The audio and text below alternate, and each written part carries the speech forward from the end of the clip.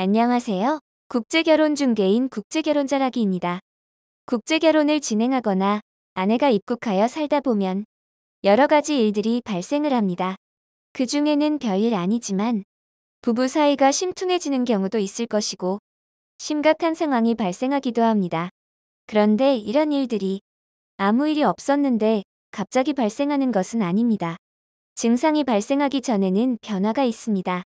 그리고 조금만 주의 깊게 살펴보면 증상이 발생하기 전에 남편들도 알 수 있고 의심을 가질 수도 있습니다. 그런데 의심해야 할 때와 원인을 찾아야 할 때를 혼동하시는 경우가 있습니다. 예를 들면 아내에게 문자를 보냈는데 특별한 이유도 없이 답장이 없다든지 며칠씩 연락이 되지 않는다든지 하는 경우입니다. 의심이라는 것은 알쏭달쏭할 때 하는 것입니다. 국제결혼 진행 중에 위와 같은 경우가 발생한다면 부부 사이나 아내에게 특별한 일이 이미 발생한 것입니다. 그래서 이 시기는 의심이 아니라 문제의 원인을 찾아서 해결을 해야 하는 단계라는 것입니다. 그리고 위에서도 말씀을 드렸지만 증상이 나타나기 전에 기존과 다른 변화가 있고 멀리 떨어져 문자 메시지만 주고받아도 그것을 느끼실 수 있습니다. 예를 들면 부부간에 사용하는 단어가 달라진다든지 문자를 주고받는 턴이 길어진다든지 하는 것입니다. 연락 두절 등 증상의 전 단계라는 것입니다. 이런 변화를 남편들도 무의식 중에라도 느끼지만 베트남어를 모르고 국제결혼이 처음이라 잘 알아차리지 못하는 경우가 많습니다. 그래서 제가 진행 중에 남편과 통화를 자주 하며 부부 사이의 여러 가지를 많이 물어보는 것입니다.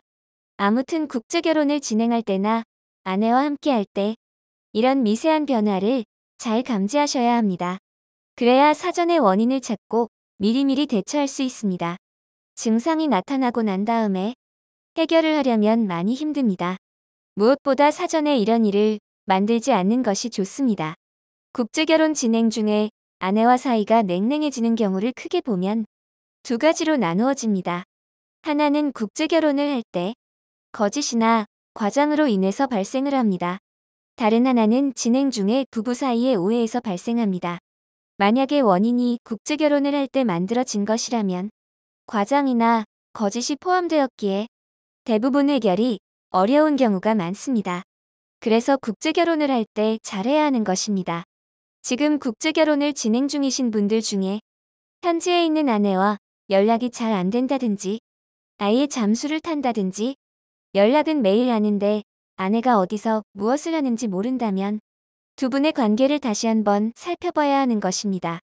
여러분도 생각해 보시면 국제결혼이라도 결혼했고 부부인데 며칠에 한 번씩 문자 메시지를 주고받으며 연락하는 것이 정상적인 경우일까요? 솔직히 부부가 연락을 많이 주고받을지는 국제결혼할 때 대부분 결정이 됩니다. 일방이 아닌 서로에게 좋은 국제결혼이 되어야 합니다. 그러면 자연히 연락이 많이 오고 갑니다. 국제결혼에 관한 궁금하신 점은 010-9338-9111 2번으로 문의를 주시기 바랍니다. 감사합니다.